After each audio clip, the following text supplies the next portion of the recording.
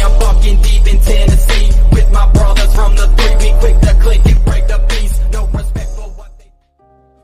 Halo semuanya, kembali lagi di channel Anto Ajax. Dan sebelumnya admin doakan semoga kalian dalam keadaan yang baik-baik saja.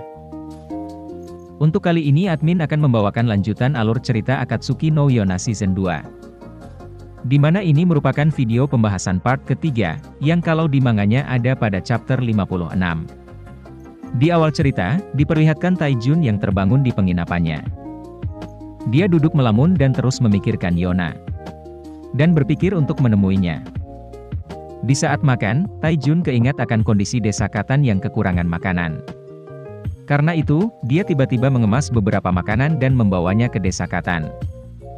Sesampainya di desa, Taijun bertemu dengan Hak yang secara tiba-tiba muncul di belakangnya, dan bertanya akan maksudnya ke desa. Setelah Taijun menjawab bahwa dia ke desa untuk melihat Yona, dan memberikannya makanan, Hak pun membawa Taijun ke hadapan Yona. Dikarenakan ada juga Kija di situ, Hak pun menawarkan Kija untuk mengetes makanan yang dibawa Taijun terlebih dahulu, sebelum akhirnya diberikan kepada Yona. Yona yang menerimanya pun, berterima kasih kepada Taijun, yang membuat Taijun senang. Di tengah kesenangan Taijun, Yona tiba-tiba menyuruh warga desa berbaris, dan kemudian membagikan makanan tersebut. Taijun yang melihatnya, heran dan bertanya kenapa Yona melakukan itu, di mana makanan tersebut dia bawakan untuk Yona sendiri. Menanggapi hal tersebut, Yona berkata bahwa dia sudah pernah menikmati hal mewah di istana, dan itu sudah cukup baginya. Taijun yang tersadar mendengar jawaban Yona, tiba-tiba didatangi anak kecil, yang meminta makanan untuk ibunya. Melihat anak itu, Taijun yang sudah tidak punya makanan hanya bisa menawarkan sebotol air dan berjanji bahwa dia akan membawa makanan besok. Keesokan harinya, Taijun menepati janjinya, di mana dia diam-diam membawa makanan ke desa Katan, dengan alasan untuk menyelidiki. Jiha yang kembali, kaget melihat Taijun dan berpikir bahwa ada anggota baru selama dia pergi. Menanggapi hal itu, Kija menjawab bahwa dia bukan anggota baru, melainkan seorang musuh. Taijun pergi mendekati Yona dan menawarkan sekantong kue kepada Yona, di mana Yona menerimanya dengan senang hati. Mendengar Taijun yang menanyakan kenapa warga desa tidak bekerja, seperti bertani atau berkebun, supaya bisa membayar pajak, membuat Yun yang lewat di belakangnya marah. Yun marah dikarenakan tanah di desa tersebut sudah tidak subur dan tidak ada anak muda di sana, melainkan hanya orang tua yang sakit-sakitan, wanita, dan anak kecil. Anak muda di desa tersebut sudah dibawa menjadi tentara oleh ayah Taijun sendiri. Di tengah perdebatan mereka, Yona tiba-tiba datang dan mengajak Taijun untuk berkeliling.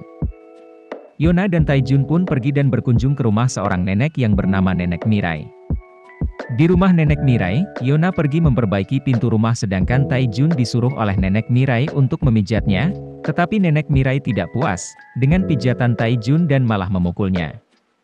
Taijun yang mau protes tiba-tiba melihat Yona memperbaiki pintu tanpa memprotes sedikit pun, membuat Taijun tidak jadi melakukannya. Ketika Taijun ingin kembali memijat Nenek Mirai, Hak tiba-tiba muncul untuk memijat Nenek Mirai, di mana Nenek Mirai sangat puas dengan pijatan Hak. Tetapi, beberapa saat kemudian Hak malah membuat Nenek Mirai kesal, karena Hak memperlakukan Nenek Mirai seperti orang tua, di mana Nenek Mirai tidak suka diperlakukan seperti itu. Hal itu akhirnya membuat Nenek Mirai memukul kepala Hak dan juga Taijun, di mana Taijun harusnya tidak bersalah. Di tengah kekocakan tersebut, tiba-tiba datang petugas suku api yang mencari pencuri makanan. Untungnya, Nenek Mirai segera menyembunyikan Yona, Hak, dan Taijun. Setelah petugas suku api pergi, mereka bertiga pun juga ikut pamit pergi. Di perjalanan pulang, Yona menceritakan kepada Taijun bahwa Nenek Mirai tidak memiliki siapapun, kecuali seorang anak yang 10 tahun lalu dibawa ke pusat kota untuk menjadi tentara. Mendengar hal itu, Taijun merasa bersalah, karena dia adalah putra dari pemimpin suku api. Di penginapannya, Taijun belajar cara memijat dengan salah satu petugas di sana, sambil mempertanyakan keadilan suku api di mana dia adalah putra dari pemimpin suku api. Setelah mendengar jawaban dari salah satu petugas di situ, bahwa Tuan Taijun adalah anak jenderal, itu bukanlah tidak adil melainkan sebuah berkah. Membuat Taijun tersadar bahwa dia bertanggung jawab untuk membantu suku api selama ada hal yang bisa dia lakukan. Beberapa saat kemudian, Taijun yang ada di penginapannya tidak sengaja menyuarakan isi hatinya untuk membantu Yona, sehingga didengar oleh Houkji. Taijun yang tersadar pun, berusaha mengelak dengan segera pergi menginvestigasi. Di lain tempat, diperlihatkan Yona dan Hak CS yang membawa air ke suatu desa. Yona sendiri bersikeras mengangkat air, demi meningkatkan kekuatannya. Mendengar hal itu, membuat Hak tersenyum bangga melihatnya. Di tengah perjalanan, tiba-tiba datang Taijun yang menaiki kuda. Dan mereka pun akhirnya pergi bersama. Sesampainya mereka di tempat tujuan, membuat Taijun kaget dikarenakan tempat tujuan mereka adalah desa yang kondisinya lebih parah dari desa Katan. Taijun yang awalnya takut karena kebanyakan warga di desa tersebut berpenyakitan, akhirnya ikut membantu juga, setelah melihat keteguhan hati Yona, dalam membantu warga desa tersebut. Taijun pun memanggil para petugas untuk membangun pemondokan di desa tersebut, hal itu ia rencanakan setelah meminta saran dari Yun.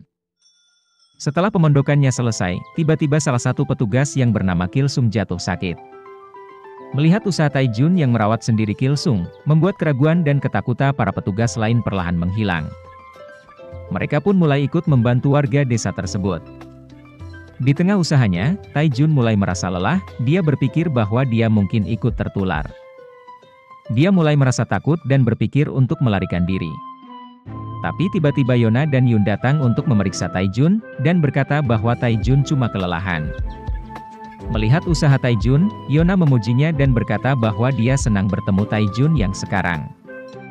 Hak pun tiba-tiba muncul dari atap dan menyuruh Yona serta Yun untuk bergegas keluar dari ruangan Taijun. Hak yang melihat Taijun, menyuruhnya untuk sekali-kali membuka pintu, di mana selama ini Taijun mengunci pintu ruangannya supaya tidak ada yang tertular.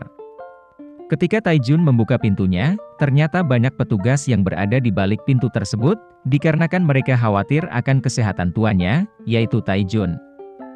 Melihat tuannya dalam keadaan baik-baik saja, para petugas akhirnya berkeinginan mengikuti Taijun untuk membantu warga di desa tersebut. Beberapa saat setelah itu, Kilsung akhirnya membaik. Melihat hal itu, Taijun berencana merubah pemondokan yang dia bangun menjadi sebuah klinik, dan pergi ke desa selanjutnya yaitu desa Enri untuk membantu warga di sana. Tiba-tiba, datang seorang warga yang jatuh sakit di depan Taijun. Untungnya Yun segera muncul dan memeriksa orang tersebut. Di mana Yun mengaku sebagai penjual obat. Tidak lama setelah itu, muncul Zeno yang juga ikut membantu membujuk seorang kakek yang tidak mau berpindah dari tempatnya. Taijun pun dan Zeno berbincang, di mana Zeno mengatakan bahwa kelak Taijun akan menjadi orang besar yang ikut berpengaruh di negara ini. Malam pun tiba, dan memperlihatkan mereka semua yang akhirnya makan dan bersenang-senang bersama. Di tengah perayaan tersebut, Yona muncul di belakang Taijun, dan menyampaikan bahwa Nenek Mirai telah meninggal dikarenakan sakit yang dideritanya selama ini. Taijun yang mendengar itu, merasa menyesal karena dia berencana mencari putra Nenek Mirai dan mempertemukannya setelah Taijun kembali ke Saika. Tetapi semua itu sudah terlambat. Setelah mengatakan itu, Yona mengucapkan perpisahan kepada Taijun, di mana dia akan pergi untuk mencari sebuah tanaman yang dapat tumbuh di desa tersebut. Yona pun mempercayakan tanggung jawab melindungi desa tersebut kepada Taijun. Mendengar hal itu, Taijun menunduk dan menerima tanggung jawab yang Yona berikan.